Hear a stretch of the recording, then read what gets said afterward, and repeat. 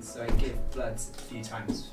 First time probably to university, and after the third or fourth time I was given, they started this new initiative to drive for bone marrow donors. So I was on the bone marrow register then for probably must have been about 4 years before I got a letter through to say I was a match for somebody. I came up to Talbot Green to meet the nurses and to have a discussion about it.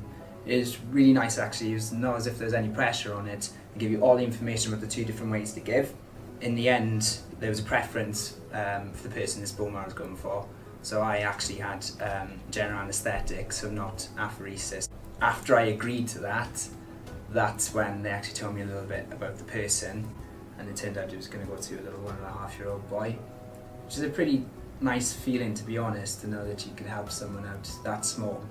To know that you're a match for somebody, for one, is that you're going to help out that family, help out that little boy, for example.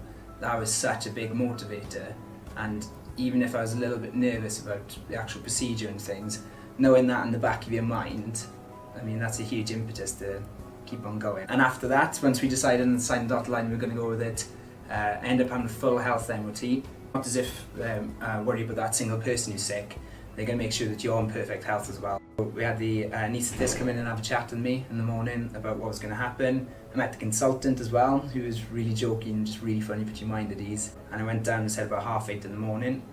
And that's all I remember is, kind of having one little injection in the arm. And I woke up probably about just after 10, and that was it, all done. It was amazing how fast and how quickly it's actually done. I was up, and after the actual operation, which was in the morning, I left to go home from the hospital. So 10:30, I was, came round from the anaesthetic. I went home at 6 o'clock in the evening. The next day, I actually went and probably shouldn't have caught a train to go somewhere because I felt that okay the next day. Probably about a week later, I was up and walking about as if there was nothing had ever happened. There are a lot of people putting you off about it, and I certainly did in the build-up to it. And a whole lot of people will tell you this is the most painful thing in the world and it was really horrible. I can tell you it actually wasn't, because obviously I went through it. If there's anybody who's a whole blood donor already and is considering signing up for the register, I would implore you, beg you, do it. You could be the last resort for that person and that person's last chance. And as cliche as it sounds, you are regarded as a superhero because you're giving hope to somebody who probably doesn't have that, and you are the last resort. It's amazing to think you've got the power to do that just by giving a little bit of your time up. It will make you feel on top of the world. It's like the best thing I've ever done, hands down.